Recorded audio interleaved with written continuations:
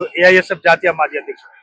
ఈ రోజు అఖిల భారత యువజన సమైక్య అదేవిధంగా మిగతా వామపక్ష యువజన సంఘాలందరూ కలిసి కూడా ఢిల్లీ జంతర్ మంతర్ చలో ఢిల్లీ కార్యక్రమం పట్ల జరిగినటువంటి మోదీ సర్కార్ ద్వారా జరిగినటువంటి అత్యాచారానికి లాఠీ చార్జ్ కి వ్యతిరేకంగా ఈ రోజు రాష్ట్ర వ్యాప్తంగా బంద్ కి పిలిపేయడం.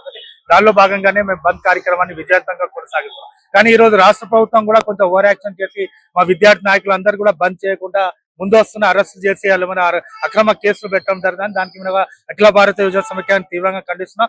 రేవంత్ రెడ్డి సర్కార్ కూడా అర్థం చేసుకోవాలి. ఈ రోజు దేశంలో ఉన్నటువంటి పరిస్థితి ప్రజాస్వామ్యంలో కాపాడాలని అందరు ఉద్యమాలు చేస్తారు. రాహుల్ గాంధీ కూడా ప్రజాస్వామ్యం కోసం కొట్లాడుతుంటే మీరు ప్రజాస్వామ్యాన్ని అంచివేయడానికి కార్యక్రమాలు ఇక్కడ ఎందుకు చేస్తున్నారని మేము ఒకసారి రేవంత్ రెడ్డి గారిని కూడా ప్రశ్నిస్తున్నాం. మీరు కూడా బంద్ కి సహకరించాల్సిందే, బంద్ లో పాల్గొవాల్సిందే. కానీ ఈ రోజు మంది ఫెయిల్ చేయడానికి ప్రయత్నాలు చేస్తున్నారు. ఇది మంచి పద్ధతి కాదు. ఇప్పటికైనా మానుకోవాలి. మనందరూ కలిసి ప్రజాస్వామ్యాన్ని కాపాడాలని కూడా ఈ రోజు మేము డిమాండ్ చేస్తున్నాం. అదేవిధంగా ఈ రోజు మొన్న జరిగినటువంటి సంఘటన కూడా అది చరిత్రని, భారతదేశ చరిత్రనే తొలిసారిగా ఏదో ఇండియా పాకిస్తాన్ బార్డర్ లెక్క సృష్టించి ఆ బార్డర్ లెక్క తయారు చేసి 7 ఫీట్ల బ్యారికేడ్లను పెట్టి విద్యార్థులను అంచివేయడానికి, విద్యార్థులను అడ్డుకోవడానికి వాటర్ క్యాన్లు అదేవిధంగా టేర్ గ్యాస్ ఉపయోగించి చాలా మంది దాదాపు 45 మంది విద్యార్థులను గాయాలకు పాలు చేశారు. అంటే ఈ రోజు నరేందర్ మోదీ పిల్లలను కనీసం భారతదేశ పౌరులను కూడా పౌరులు లెక్క చూస్తలేడు.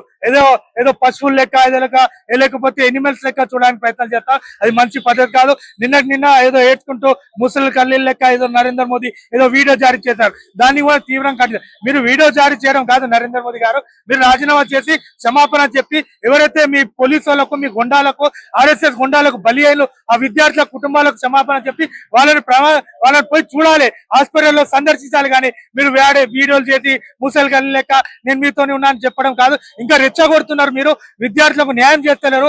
రాజీనామా చేపి అని చిత్తచిత్తం డిమాండ్ చేస్తారు.